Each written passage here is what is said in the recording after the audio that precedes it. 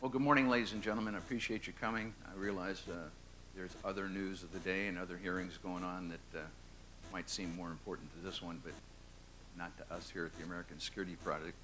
For those not familiar with the American Security Project, we were founded in 2005 by Senators Kerry, Hagel, Hart, and Rudman. And the intent back then was that coming off the 2004 election, Senator Kerry was not pleased when he brought up various topics like climate change, asymmetric operations, energy security, among others, that he got painted as somewhat the left-wing liberal that he is. And so he thought maybe he could put together a bipartisan board, as you can tell, 2 Republicans, 2 Democrats, to start the organization. But then he would get 8 flag officers, 3 and 4 star, 2 recently retired from each, 2 from each service recently retired, who could speak to these issues from almost purely a national security perspective, and use them as the spokespeople for the organization. And he did that, and I'm proud to say that many of them are still on our board today, and we're excited about that. The likes of, for instance, Admiral Fallon, who was the Central Command Commander, Lester Lyles, the current chairman of USAA, are just 2 of the many. So I got started with the organization shortly after that when I was asked to come on board. Tony Zinni was one of our board members. He dropped out to become CEO of a defense company, and I was a last-minute hire to come on board. And then in 2011, I was asked to become the CEO, and I've stayed with it ever since. We cover a number of topics, as I mentioned. Energy security, nuclear proliferation is a big one for us. Public diplomacy, among others. But we are now dabbling a little bit into the obesity side and the recruiting perspective on its effects on national security here in the United States. It's a great topic. It's a good one for me. I personally am very intimate with the issue, having spent 9 years in the boot camp side of the house and recruiting side of the house. My last job was a dual hat. I was the commanding general of the Eastern Recruiting Region for the United States Marine Corps, which is everything east of the Mississippi, where we brought in about 22,000 young men and women a year. And then I had 3 previous tours at the Recruit Depot in San Diego, running recruit training there, all the way up from the company level to the regimental command level. It gives me an interesting perspective because I started in the mid-'70s, then I did it in the '80s, the '90s, and again after 2000. We've got a wonderful panel today. To my right sits General Steve Xenakis, and he's a dual hit for us because his 28 years of active service and retiring as a Army Brigadier General, and plus that, he's a doctor. He is also today an adjunct clinical professor at the Uniformed Services University of Health Sciences. He's also a senior advisor to the Department of Defense on neurobehavioral conditions and medical management, if I've got that right, Steve. So from our perspective, he can give you a medical side on the obesity and give you the Army perspective as well. And to his right is Dr. Glenn Stetton, and I'm proud to say Express Scripts has helped us out and helped sponsor this event. He's the Chief Innovation Officer, if I've got that right, Glenn, for Express Scripts. He got his bachelor's in medical degrees at Lehigh and the Medical College of Pennsylvania. He completed his residency in internal medicine at the University of California, San Francisco. So Glenn, we're thrilled that you're here and appreciate you coming up from St. Louis. You've probably read the paper that we put out on obesity and national security meeting recruiting challenge. What kind of spurred me on this was last January and February is when they were working on the National Defense Authorization Act. They decided to up the end strength of the Army somewhat significantly, at least in my opinion, and somewhat the other services as well. And their recruiting quota increased dramatically, and if I recall correctly, to almost 86,000 per year, which is roughly double what the Marine Corps' recruiting quota was. For those familiar with the recruiting side of the house, you just don't instantaneously up the end strength of a service and overnight recruit 86,000 men and women to come into the service. It takes not just months, it takes years. And it's a lot of very, very hard work. Marine Corps learned this lesson in the mid-'70s. I was running a company in recruit training in '75 and '76. The draft had just ended, and I hate to cast any dispersion on those who came in at that time, but we were taking virtually anybody who could walk and talk simultaneously. It was a bad time for the Marine Corps. We got a new commandant then named General Lew Wilson. Decided, he said, the quality of the Corps has decreased dramatically. If we have to, we won't meet our quota, but we'll increase the quality. So we'll look at who we're bringing in, make sure they're qualified, both not just physically, but morally and mentally as well. In other words, high school diplomaed, high school graduates, those without a legal trail behind them, i.e. convicted felons, those who didn't have a history of drug use. And we clamped down hard on that. It was really tough on the recruiting side of the house, but it worked. And I saw the quality of the force increased dramatically during the late 70s and into the 80s. Of course, President Reagan came in, the DoD budget expanded dramatically, the pay and allowances became much better for the military, and recruiting became, I won't say easier, but it became a better job as it was. And the same thing happened through the 90s and it carried through to the 2000s. I will tell you statistically, the men and women that serve today are miles better than what we had in the mid-70s. And take whatever statistic you want to use, whether it was physical or mental. Today, 99% plus are diplomaed high school graduates. So that's really one of the first requirements when a young man or woman walks into the door to a recruiter. Secondly, you look at the legal side of the house. I can remember a time when we would routinely waive felonies. We don't do that anymore. We would routinely waive immense drug use. We don't do that anymore either. And then I'll cut to the last one and cut to the chase of the topic today, those who were obese. And there is an inventory strength test in the Marines to come in. It comprises pull-ups, sit-ups, and a mile-and-a-half run. Sadly, one of the hardest parts for most men and women is the dead hang pull-ups. It takes 2 dead hang pull-ups to pass that inventory strength test. And many of our youth today cannot pass that test. So when you add all those factors together, some would say, and I know we have a mission readiness rep here today, do we not? Yes, oh, thank you for coming, because this is their topic. I'm treading on your turf. But upwards of 70% of the youth between 18 and 24 are unqualified to join military service today. 70%. So that recruiter that's on the street down at the recruiting substation who's got to get a couple of contracts a month, and I was telling Glenn earlier, the average recruiter probably has to contact upwards of 100 qualified applicants just to get one to sign a contract. Most of those recruiters are on quota that have to get 2 contracts a month, just 2. But to get the 2, they got to talk to 200 people. So do the math. They're on the phone and they're out talking to a lot of folks a lot of the time. But the problem is when 70% of them are unqualified right off the bat, it becomes an increasingly difficult job. And the obesity side of the house encroaches on that whole territory. Roughly 30+% of the youth today in that same age bracket are categorized as obese. They're not going to be able to join the service. So in essence, what happens then, of course, the recruiter becomes desperate. And so he gets a young lad in there who's obese, and sometimes grotesquely obese. He starts his own physical fitness program and his weight control program. Technically, those are legal. There are regulations for that. They start their own physical fitness program. Of course, the hard part is getting them to adhere to it and lose the requisite weight to get them under the standards so that they can join the military service. It's a tough business.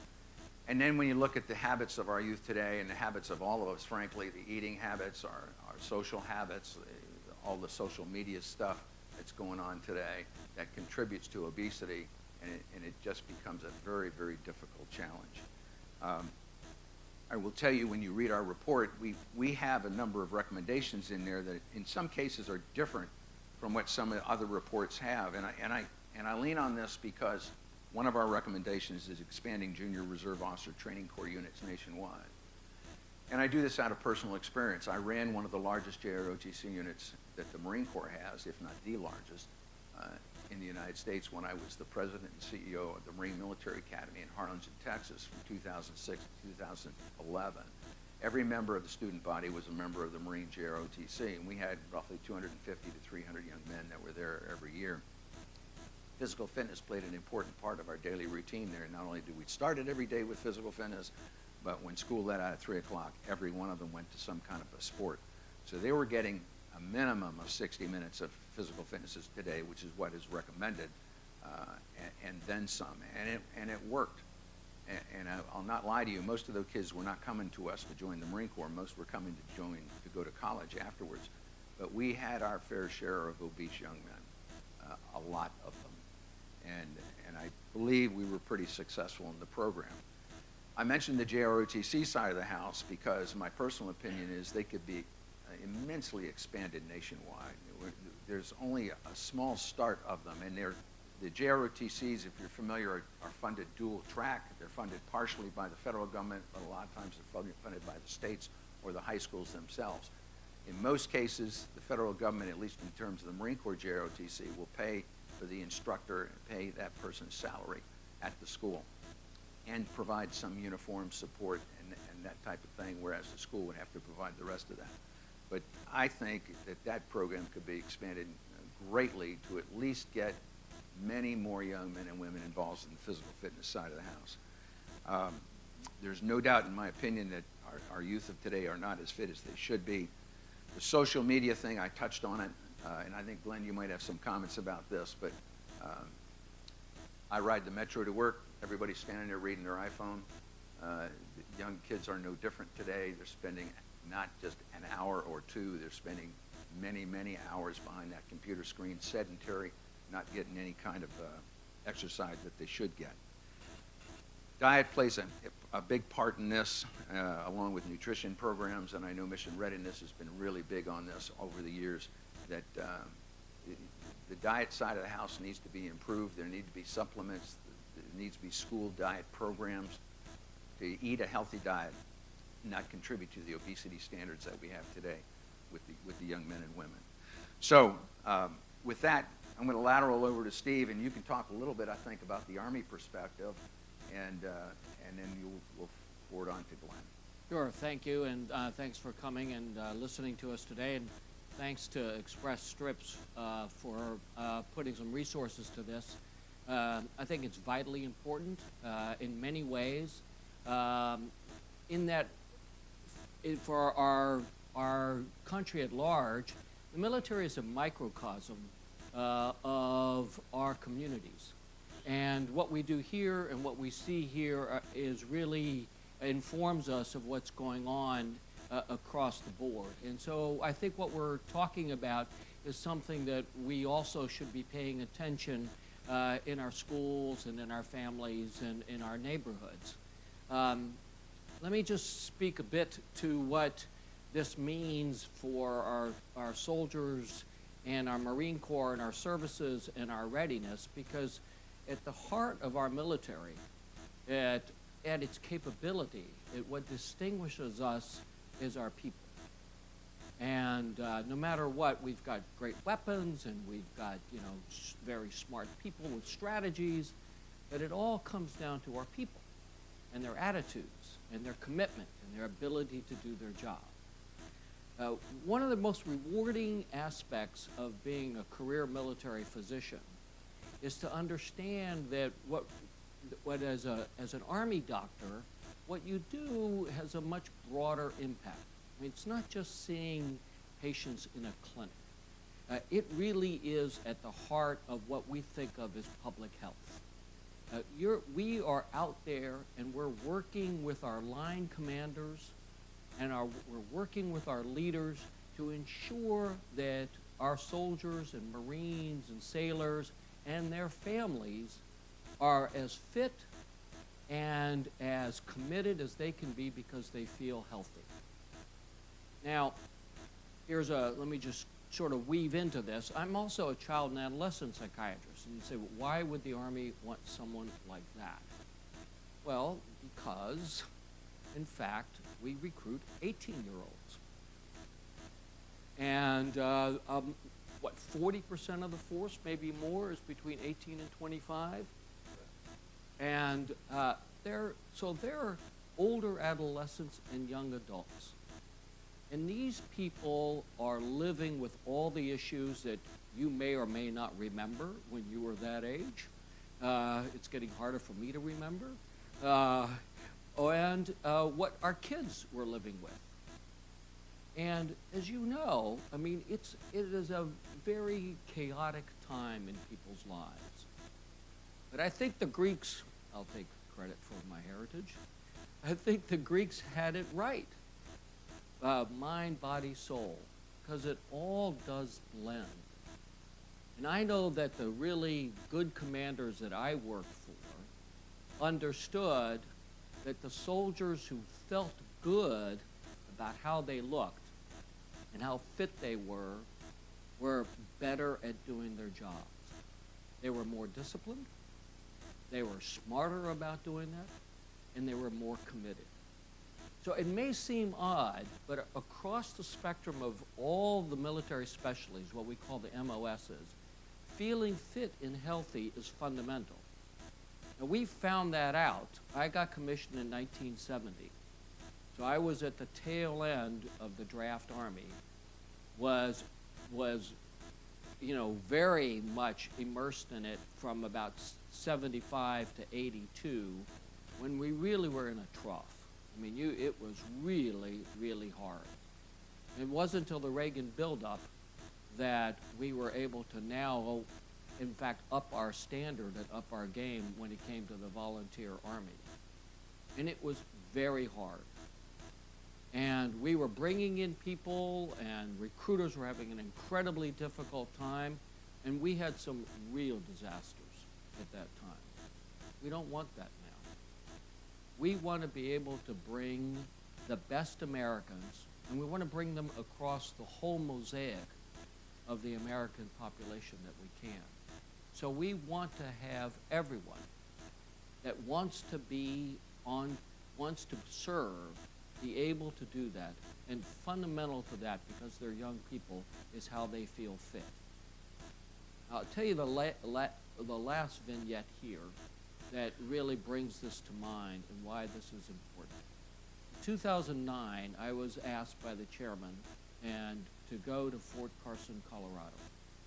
If you all remember, we were having at that time a really bad set of events. We had some murders, we had some suicides. I mean, it was tragic. I decided to do this in a kind of typical public health way, and spent a lot of time out with the units and talked to a number of squad leaders and platoon sergeants to be frontline folks. And the squad leaders, everything really, I mean, it's an inverted pyramid. And the military, the way it functions, is, that squad leader, who's the person who's got the 8, 10, 12 soldiers or Marines going out, when it comes to the readiness, the fitness, and the capability of those fighters, war fighters, it falls onto that squad leader. And everything, I mean, they're spending 12, 14 hours a day, every day. A lot of them have been deployed, by 2009, a couple times themselves. They were struggling keeping their heads above water. And they said, and we were bringing in people, by 2007, we had a problem with recruitment. And we said we didn't lower the standards, but God bless the recruiters, we fudged. And the squad leaders would say, I can't believe it. I've got guys who aren't fit. I'm going to send them out there in the hills. I can't rely on them, and somebody else is going to get killed. And it was a really hard time for everybody. So the takeaway is this, that it is the country at large, I believe, needs to pay attention to this for all the reasons we talk about. So our families and communities are healthy. And, you've seen all the stories downstream when you've got obesity and overweight, all the medical problems are just going to accumulate. They're just going to pile up. But it's also an issue that we want to have a whole population, a whole cohort from which we can recruit the Americans who want to serve across the spectrum of all the various groups here that are Americans. So this is really important. It's not sexy, it's not something that's going to get perhaps in the news and hearings in the Senate, but it's fundamental. You feel good, you feel healthy, your kids feel good, they feel healthy, everybody does better. And that's the lesson here, and that's the takeaway. So, Glenn. Sure, so thank you. So at Express Scripts, we have the privilege of providing the pharmacy program for the Department of Defense. And just from a standpoint of the kinds of illness and cost of obesity, particularly, not just with regard to our recruiting population, but as our whole population ages, as the Department of Defense, retirees and others, the burdens of obesity don't just come from recruiting, but specifically as it relates to recruiting, we all want the best people who love our country to be able to serve, not just the best, thinnest people to be able to serve. And if we want to increase the pool of people who are qualified, we really have to do something about it. There's a lot of discussion so far a bit about physical activity and the issues with sedentary lifestyle. I just make the point that nutrition, food, calories are the bigger issue. You can undo a whole hour's worth of exercise with a brownie or a piece of cake.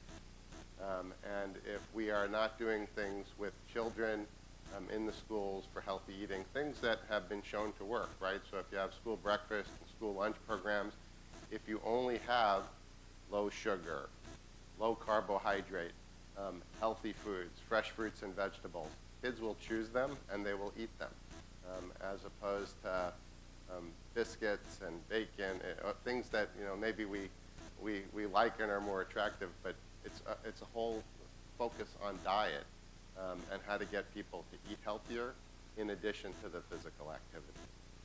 The other point I would make, we talked about social media and people obsessed with their phones as part of the issue with sedentary lifestyle.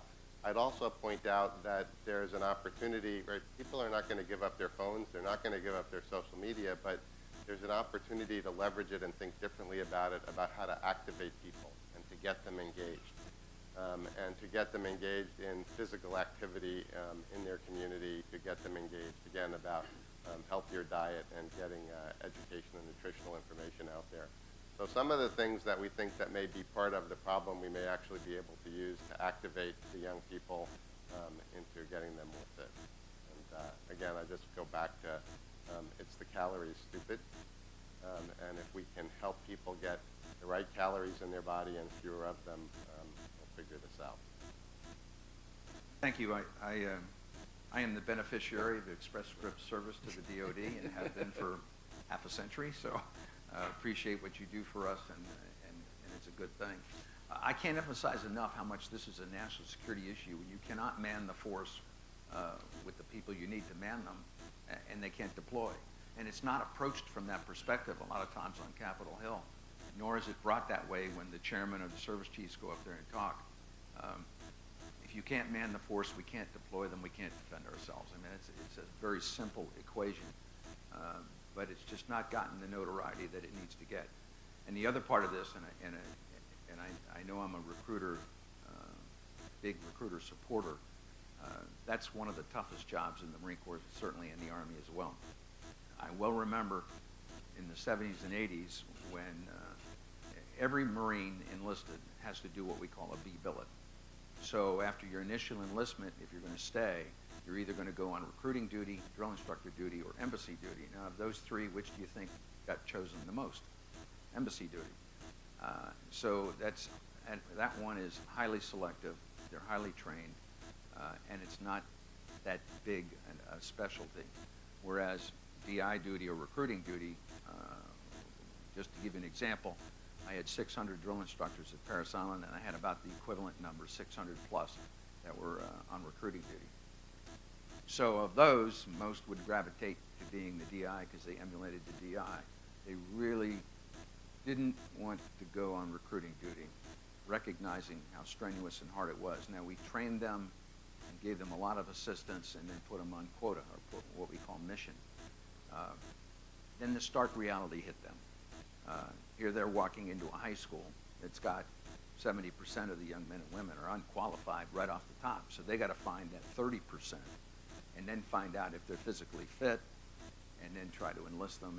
And it becomes just an extremely difficult task.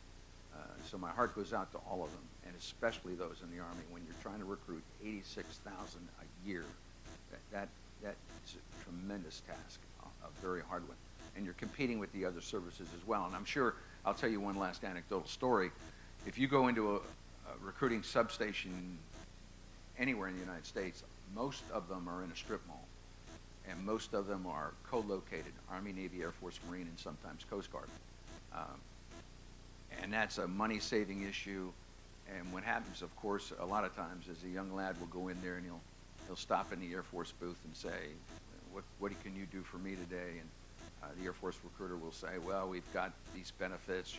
We'll give you college tuition. Perhaps, depending on your MOS, we'll give you a bonus. And he thinks about that, and then he moves over to the Navy recruiter who has something similar, talks about seeing the world, going out on ships. And then he goes to the Army recruiter and he says, hey, be strong, hua, this is the Army, dedication, physical fitness. Then he goes to the Marine recruiter, and Marine recruiter says, I'm not giving you anything, prove you can be a Marine first. And they go, well, what do you mean? And he says, get on the pull-up bar, and when they can't do the pull-ups, he says, don't come back when you can do 2 pull-ups. Now I'm exaggerating here, but not too much in that regard, because the Marines pride themselves on having higher standards. But nonetheless, it's a difficult task for those recruiters. Steve, I'll lateral over to you again on the medical side of the house. I know, and we mentioned in our paper, that even those who get recruited and pass the fitness test, graduate from boot camp, go to their MOS, and then stay through their first enlistment, the obesity rates are increasing among the active duty.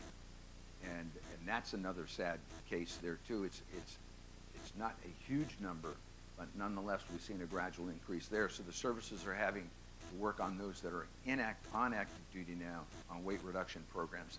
Of course, one of the beauties to having them in the military services, we can control the food in the mess halls somewhat. We can control what's going in theoretically to the MREs, although the MREs are just packed with calories. Have you noticed that trend in your dealings with the Army in the last 10 years? Yeah, sure. I mean, I think we've seen this gradual increase, and and of course, it's complicated by the multiple deployments and the opportunities that these people have, and the environment that they're in, where they say, look, I just can't exercise the way I could before.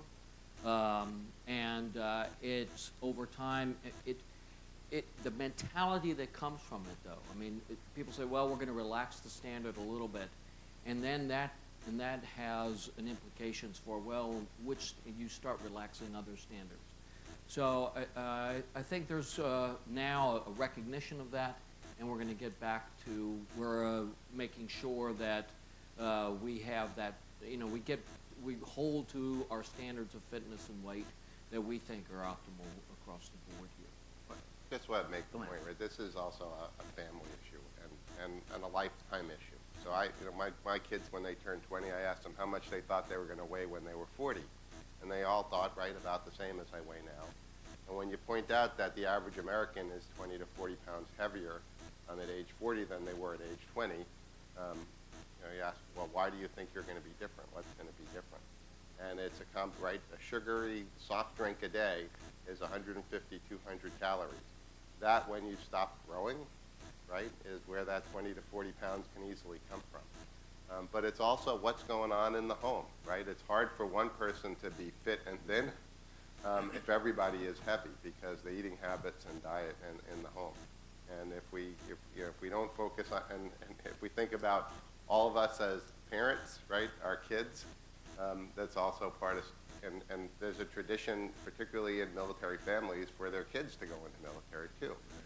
And so in addition to thinking about the pool of the workforce, if we don't help people throughout the course of their lives about eating right, we're not going to solve this. Well, that's a great point. I remember well my last tour of duty at Parris Island when I had to take that physical fitness test every 6 months. And the first thing you do is hop on a scale. It didn't matter how old you were, you're hopping on that scale, and they have height weight standards that were across the board the same. Didn't matter for your age. They varied a little bit by gender, but they had those strict standards on, but the fitness standards were adjusted a little bit by age, but the weight standards were not.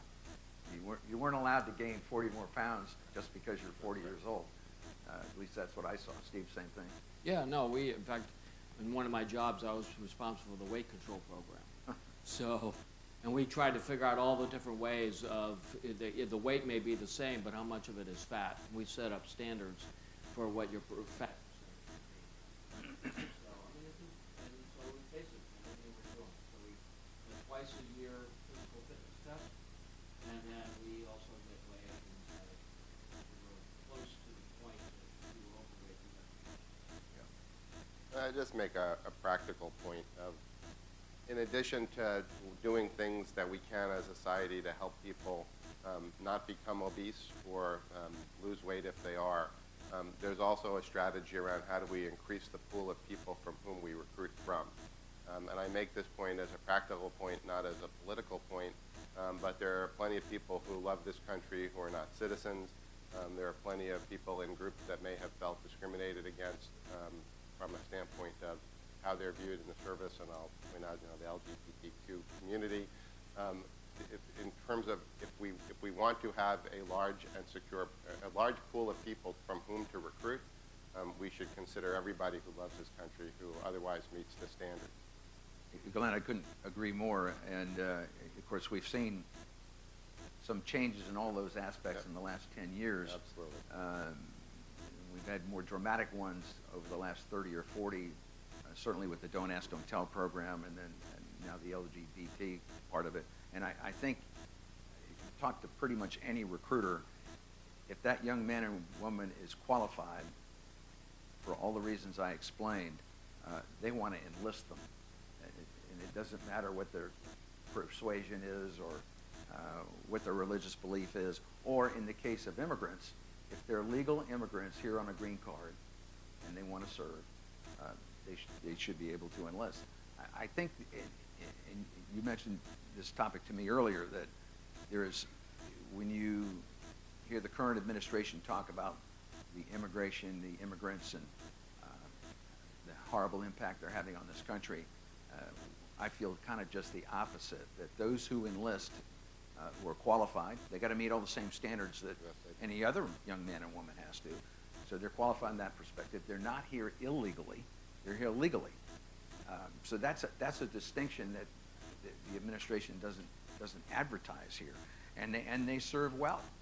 And of course, one of the big advantages to that program is if you complete an enlistment, you can become a United States citizen. So there's a pretty big motivator in my book there, and my personal experience with them is they become pretty good citizens and pretty good soldiers, airmen, soldiers, sailors, and Marines. So yeah, you're right. There's a pool of people there that if you've limited yourself, you're restricting that recruiter from making his quota. You're hurting our national security.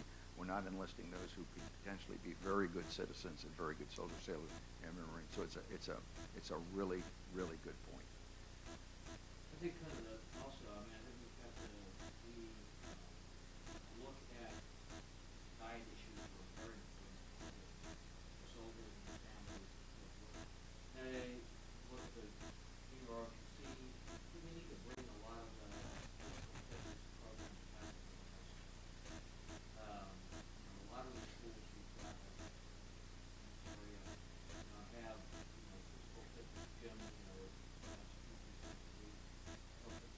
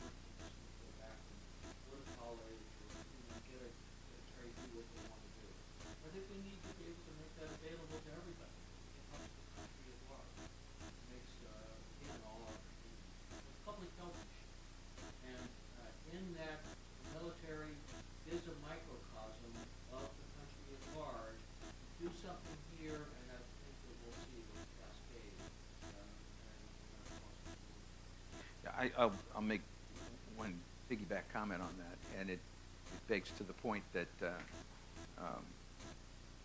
today's average soldier, sailor, airman, or Marine is a cut above our general populace. And you could say, why is that? Well, right off the top, 99% of them are diplomat high school graduates. So today's general population, only 75% are diplomat high school graduates. So you've already cut out 25% that they're part, these are part of that 75 and not that 25. So they're smarter, they're more physically fit, just to get in and get past that initial inventory strength test. These are really good young men and women that are serving today, but they're faced with a challenge. And Glenn, you mentioned the Fitbit thing. The Marine Corps has just instituted a program where they're going to issue Fitbits, not to everybody, but to all the physical trainers that they've got. And I've got friends in my advanced age that are, doing their 20,000 steps and that whole routine, but that's a good thing. I would hope that would at least contribute a little bit to their fitness side of the house, and I would love to have them tracking that on their iPhone and using that on a daily basis to say, did I get my 60 minutes of exercise in today? It applies just as much as it does to a high school student as it does to your sergeant major or general as well. With that, I'd like to open up to any questions or comments you might want to have. We've got a nice small audience here, so we can have a conversation. I've got a microphone here, and if you could just raise your hand, we'll deliver the mic. If you could tell us who you are and an affiliation and a fairly short question, I'd appreciate it. And we've got one right here up front, I see. So she's bringing a mic over to you. Oh, we'll get you next. Go ahead. It's a quick question. So my name is Mark Jorgensen. I'm with the company Control Risks. You're with who? Control Risks. So I just had a question for the gentleman in the middle.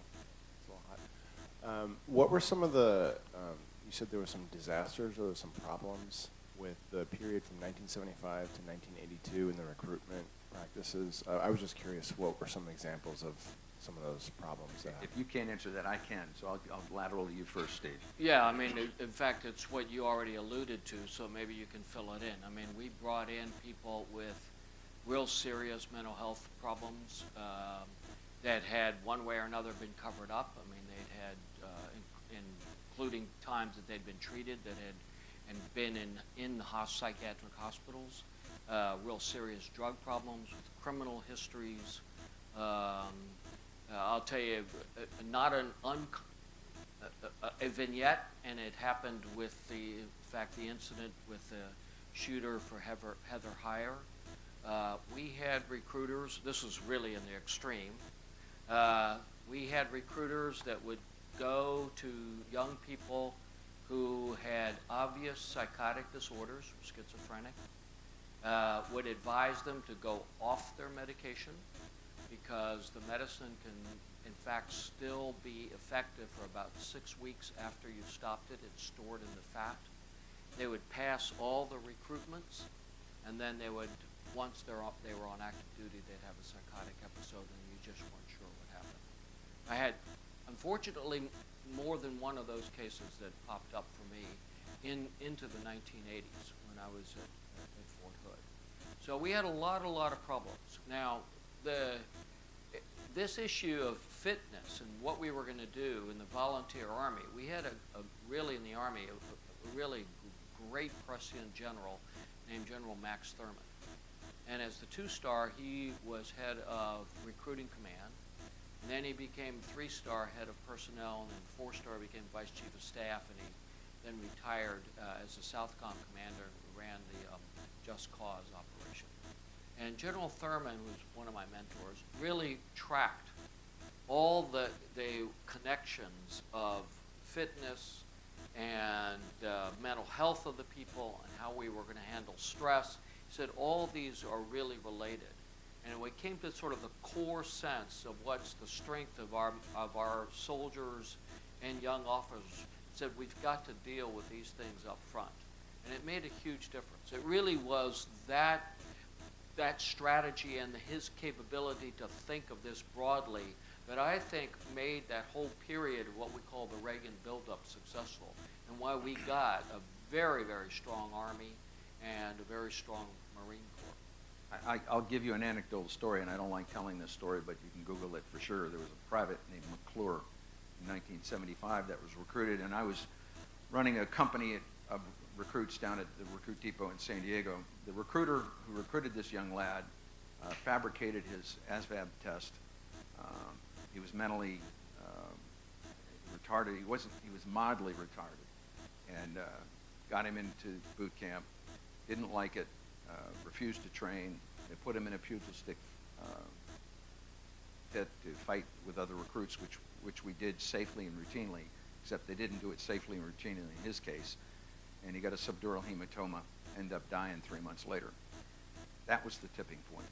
And at that juncture, of course, headquarters stepped in, DOD stepped in, and Congress stepped in. And ultimate result was Congress said you either reform boot camp and your recruiting practice or we'll dissolve the Marine Corps. And it was that serious. It really was that serious. And overnight, everything changed when I was down in recruit training. We doubled the amount of officers in supervision. We doubled the training that the drill instructor was going through. We increased the standards on recruiting to bring them in. We increased the supervision of the recruiters. I mean, it was a watershed moment, as you mentioned, for the Marines for sure. And totally revamped our recruiting side of the house and recruit training, and then it's lasted forever. So that was a really bad time for us. And one last anecdotal story: when I was a company commander in 1976 or so, I had roughly 500 recruits for each company that I had. Our non-judicial punishment rate varied, but it was somewhere between 20 and 50%. And a non-judicial punishment, if you're not familiar, if they do an infraction of the Uniform Code of Military Justice, it doesn't warrant a court-martial, but it still warrants disciplinary action, what we call NJP of them.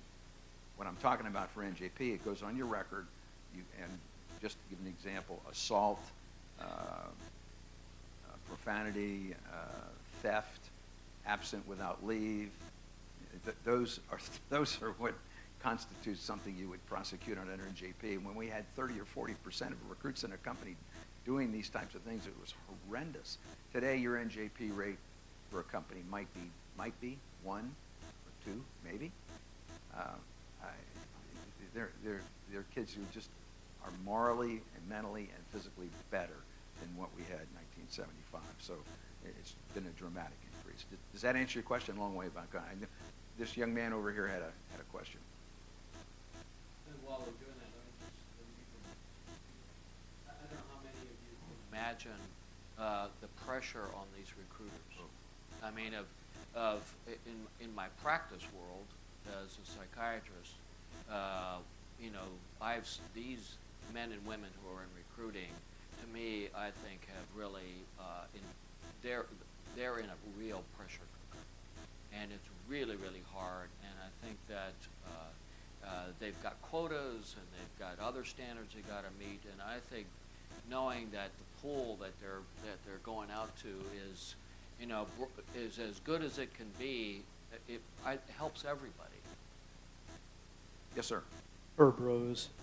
I'm wondering, during those periods when you found it difficult to find enough enlistees, and more recently, as obesity has increased, has there been a corresponding decrease in the standards for boot camp, lessening the requirements of or the rigor in which the enlistees were exposed to? It's a great question. I can answer it from a Marine perspective. Yeah. And the short answer is no.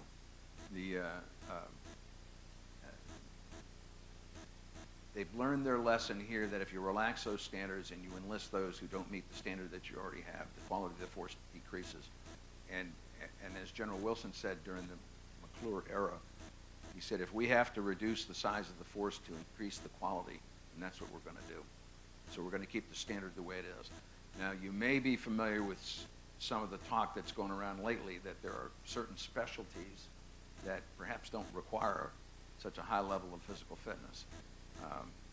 And it's been bannered about changing the fitness standards by specialty. They're coming in, and I'm not sure where that stands today. In other words, not just having the same fitness standard for everybody, vary it by the specialty they're coming into. An example, for instance, an artilleryman has to be able to lift a 155 millimeter shell, which weighs about 100 pounds, just to get it into the cannon. And if you can't meet that standard, you're probably not going to be an artilleryman. But that person has probably already met the bare minimum standard to come into in the Marine Corps at least. So they might have a different standard for artillery, whereas the young person who's going to be a computer technician doesn't need to lift 100-pound artillery shells, so maybe they don't have to do 3 dead-hang pull-ups. I'm not sure where that stands today. I know they're looking at that pretty hard. Steve, any comments on the Army side? Or? I don't.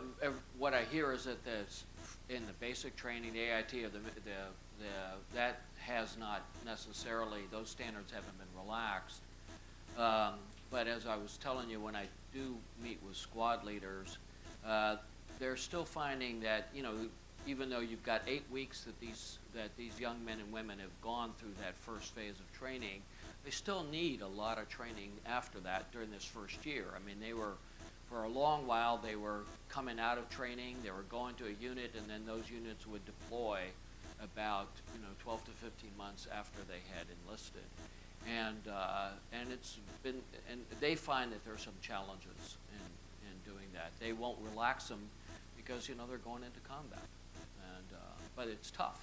I mean, it's tough to be able to also make sure that these people are physically fit. And it really adds to the time that these squad leaders have to spend on the job.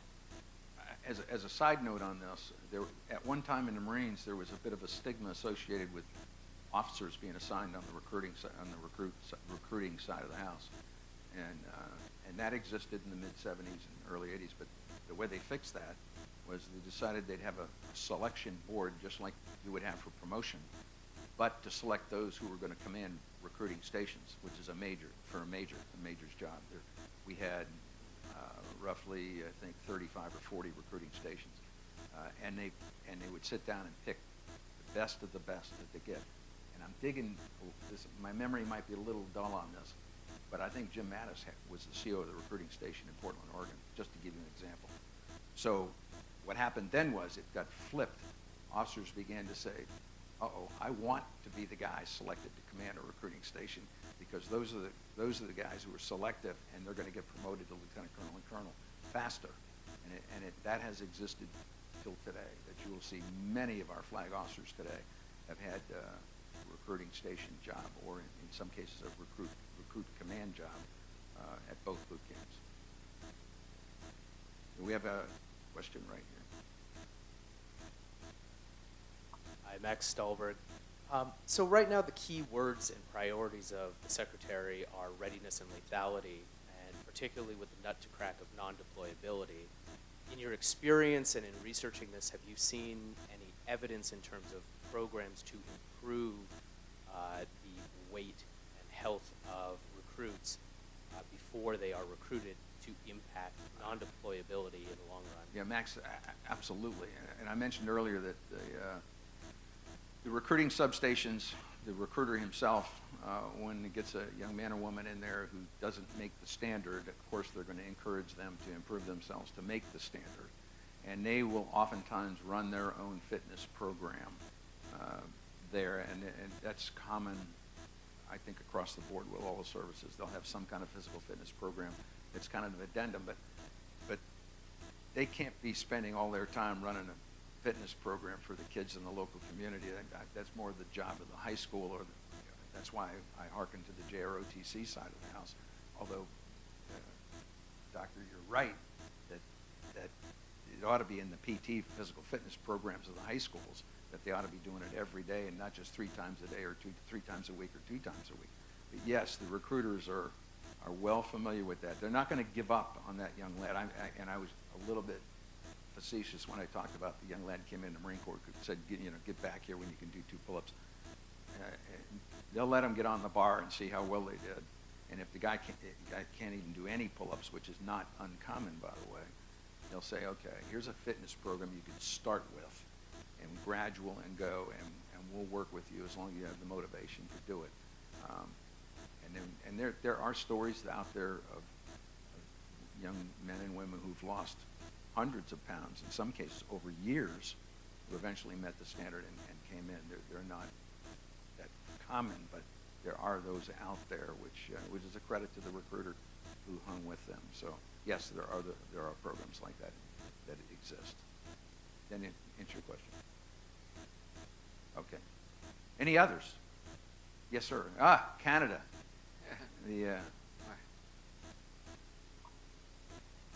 Thank you. A very interesting topic, actually. I'm Lieutenant Colonel Andrew Curry. I'm the Defense Health Attaché. I'm also occupational and sport medicine physician.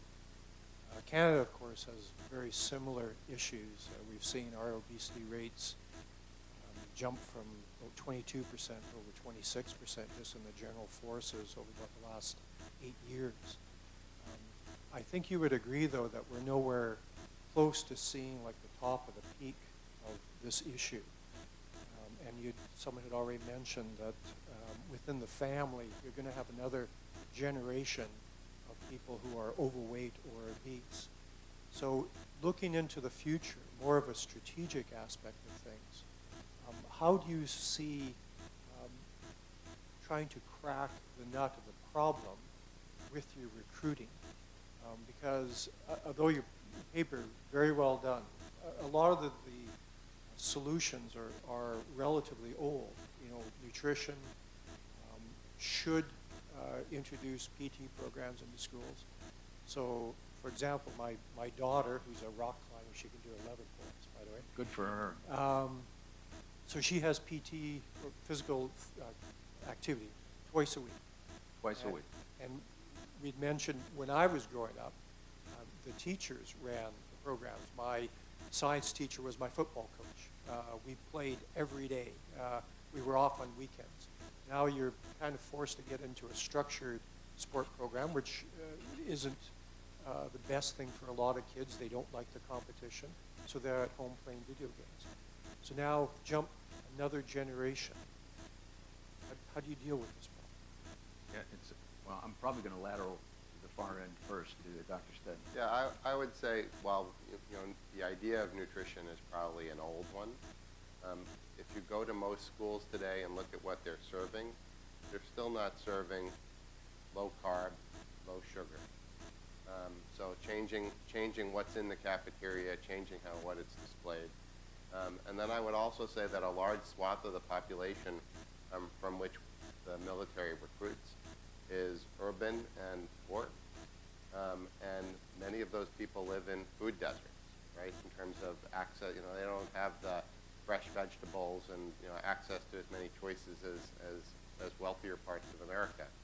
And, you know, I can't say I know exactly what the solution is, but I think that the military does have money and resources to create innovative programs and experiment and try, but they have to do things differently as it relates to access to the types of food that people should be eating that is less likely to have them put on calories in conjunction with fitness programs. But I think that we're only at the, right, if you have progressive cities that are taxing high-calorie drinks, right? It's not popular, but they're doing it because they want to encourage people to get water or low-calorie drinks, which is much healthier and what people need if they don't want to gain weight from empty calories. So I think this is excellent. I think you've asked the kind of hard question that we really need to pay attention to. I'll paint it this way. As you can imagine, I'm not as familiar with the politics in your country as I'm not sure I'm familiar with the politics in my country. But right, you can swing from, look, there's a government, we need government policy, we need direction, leadership, to no, it's all individualism, leave it alone. And it's hard to tell what people are willing to accept in terms of that strategic leadership. We've got a number of these issues like this that in school we understand are important. We've tried them in ways. We need to continue to bang away and to continue to do that. But we've got, I think their effect as we've seen, has, it's marginal at times. Sometimes it can have a profound effect. I think what we might want to think about, and I say this with some caution, is there really are now means of using social media to get messages out. They've been used more as a way to, in fact, threaten our security, and they've been used very effectively. They may be used in ways to influence elections. But I do think that we as physicians, as public health people, need to step up and be able to design ways to use now these techniques and capabilities in a way that are beneficial to society. That's, is that Orwellian? Does that mean that we're going to do things that might be harmful? I think we have to face what those ethical implications are. But if we're going to do something about this, and I think it's a serious public health problem for us, I think from the general cost of medicine to the general health in our population to the readiness of our military, that we need folks who are going to step up and think about how to do this in a smart way. You used a great word, which is design, right? Nobody wants to become obese. Nobody designed our society to make people obese. But we have food policy, and we have marketing, and we as human beings are wired to like things that are sweet. We like our bread. We like our cookies, right? So this is, natural human behavior. And so how do you design our society in a way that, or how we live, or how our kids are exposed to things, that makes it easy to make good choices and just a little bit harder to make bad choices? It's not about taking choices away about what you eat, but gentle nudges for the right reason, and it's possible. And I'll close on this note. You raise a great point, and it begs to the founding of the American Security Project when then Senator Kerry in particular, but certainly Hagel as well, said, geez, how come we keep talking about this but nobody listens and nobody cares? So they said, let's get 8 military guys, very senior, and maybe people will listen to them. Not that the 8 military guys are holier than thou or self-righteous, but in the case of us two, for instance, 35 years in military service, we're still in pretty good shape. We had the same requirements. We adhered to those requirements for those 35 years. So those representatives can stand up and say, here's what it did for me, and here's what it ought to be doing for you. And maybe that message would come across if it was getting across with people like Tony Zinni or Fallon or Jim Mattis, for instance. And so that's why that's why ASP used them as spokesmen, and that's why your position is particularly important, I think, because you're obviously a senior Army officer in Canada, and you look good. Hey, it works for me. It ought to be working in your schools and systems, but we can't man the force if we don't have kids that can conform to the rules and regulations of our service, particularly on the obesity side of the house. And your daughter's a prime example. She's in great shape. In her own school, they only do PT twice a week. I mean, I bet she works out every day, at least. And yeah, I mean, she's, these days, I hate to say it, the exception to the Yeah, so I guess the question is, right, one way to think about this is, why shouldn't everybody have better willpower? Why shouldn't everybody be more capable of, being regimented and have exercise routine, as opposed to maybe there's a percentage of our society who is just less susceptible to temptation. That's how they are wired. It's in their genetics. And we have a society and a culture that has lots of things that are tempting. And I just go back to the design. If you can remove some of that temptation, maybe those people will do better, as opposed to can we, change how they're innately wired and get them to be more anal, for a lack of a better word. Well, we've reached the witching hour here. I want to thank a number of people, certainly Matthew Wallen, who helped set this up. He's my fellow for public diplomacy as well as office manager and runs these meetings. And Esther, appreciate you coming. Our interns, our new interns are in the back, so they helped put this together. This is a new space for us. We just moved here in June, so this is the second event we held. Please hit us up on our website for all our events that we have upcoming. We sign up for In Case You Missed It, which we put out every day. It's just a short compilation of relevant articles that you might have missed, similar to what we talked about today.